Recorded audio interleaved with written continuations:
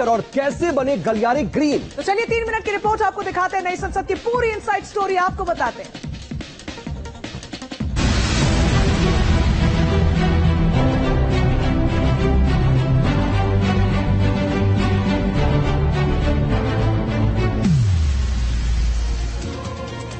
यह सिर्फ एक इमारत नहीं है, बल्कि देश का गौरव है। आजाद भारत की एक नई पहचान है, सबसे बड़े लोकतंत्र का मंदिर है। ये 150 करोड़ लोगों की नुमाइंदगी करने वाला पवित्र स्थल 970 करोड़ रुपए खर्च कर रिकॉर्ड 29 महीने में बनकर तैयार हुआ है। नई संसद विकसित भारत की कहानी बयां कर रही है। आजाद भारत में इतनी भव्य इमारत आज तक आपने नहीं देखी होगी। लोकसभा राज्यसभा कक्ष में हरे और लाल रंग की कालीन, चमकती लकड़ी की कुर्सी और टेबल, भव्य संगमरमर से तराशे का फर्श, चमक ऐसी कि जिसमें आपका चेहरा दिख गया है। लाल बलुआ पत्थर संसद भवन को बाहर से खूबसूरत बना रहे हैं। लेकिन क्या आपने सोचा है कि इन सब मटेरियल को कहां से लाया गया है? नया संसद भवन पुराने संसद भवन से ज्यादा हाईटेक है और उतना ही ज्यादा आकर्षक भी है। नया संसद भवन पूरी तरह से देसी है। इसे बनाने वाली कंपनी भी देसी है।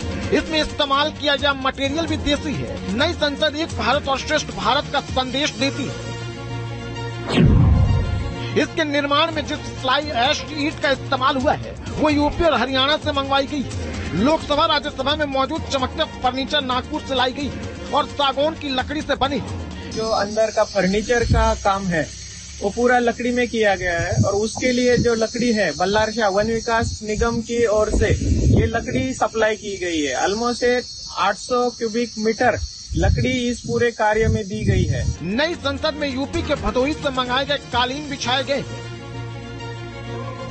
बुनकरों के हाथों बने भदोही के कालीन अब नए संसद भवन की शोभा बढ़ा रहे हैं। तो बहुत गर्व की बात है भदोही वालों के लिए और हर एक कंपनी के लिए कि यहाँ से कालीन जो है संसद भवन में गया।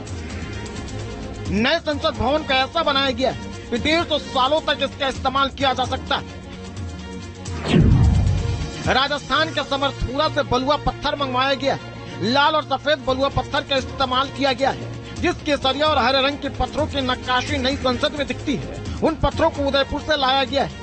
संसद भवन में इस्तेमाल किए गए लाल ग्रेनाइट पत्थरों को राजस्थान के अजमेर से मंगवाया गया है, जबकि सफेद संगमरमर के पत्थर अंबाजी से लाए गए।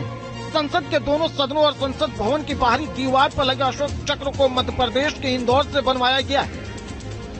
आज नहीं रहे पापा, लेकिन हम लोगों को इस बात का इतना गर्व है, इतना फक्र है कि संसद में इसकी स्थापना होने जा रही है जो हमारे पापा ने बनाया था। कुल मिलाकर लोकतंत्र की इस शानदार इमारत में पूरे भारत को संजोने की कोशिश की गई, जो दुनिया में अपनी भव्यता के लिए जानी जाएगी। साथ ही भारत की एकता और अखंडता का संदेश भी देगी। भदोही से महेश जायसवाल और इंदौर से मिथिलेश गुप्ता के साथ टीम न्यूज नेशन। तो देश की नई संसद बनकर तैयार है, बस उद्घाटन होना बाकी है। इसमें न केवल खूबसूरती का ध्यान रखा गया है, बल्कि इसे ऐतिहासिक बनाने की भी पूरी कोशिश की गई है। बिल्कुल सऊद, लेकिन बड़ा सवाल इसमें यह है कि जो दर्शक भी जानना चाह रहे हैं कि आखिर इतना शानदार संसद भवन बनाया किसने। तो चलिए 3 मिनट की इस रिपोर्ट में पूरी डिटेल अपने दर्शकों को बताते हैं।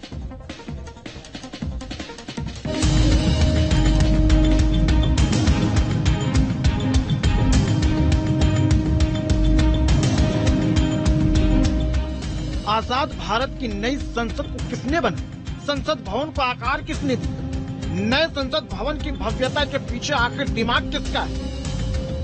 64,500 स्क्वायर मीटर में फैला है नया संसद भवन। 3 विशालकाय द्वार है और आसमान से दिखता त्रिभुजाकार है। इस भव्यता और नक्काशी को निखारने के पीछे कौन है? कम समय में मजबूत और खूबसूरत संसद भवन बनाना चुनौती भरा काम था, लेकिन इस चैलेंज को पूरा किया आर्किटेक्ट बिमल पटेल ने।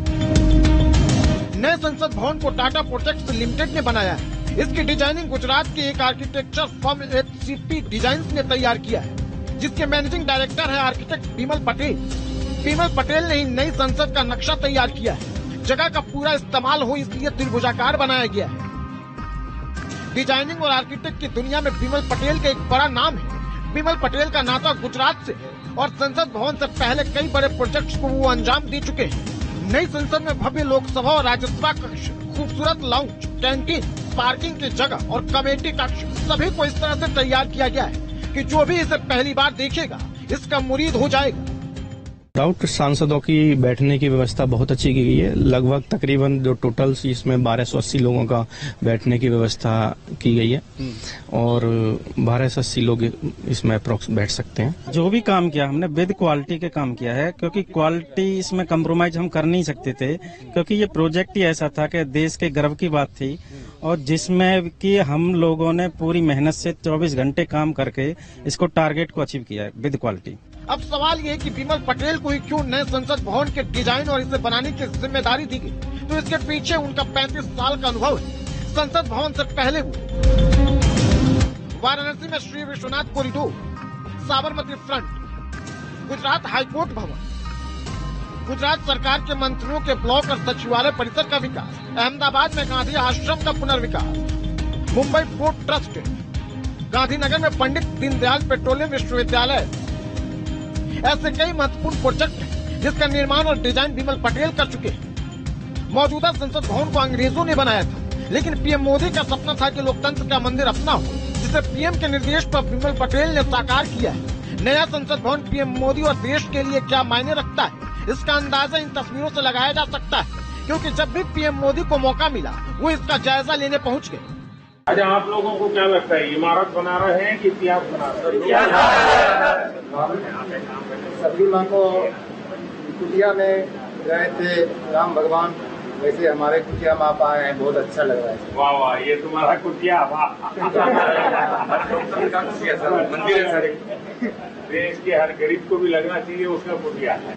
कह सकते हैं प्रधानमंत्री मोदी ने नई संसद का जो सपना देखा था, आर्किटेक्ट विमल पटेल ने उसे पूरा करने में कोई कसर नहीं छोड़ी है। TV news nation.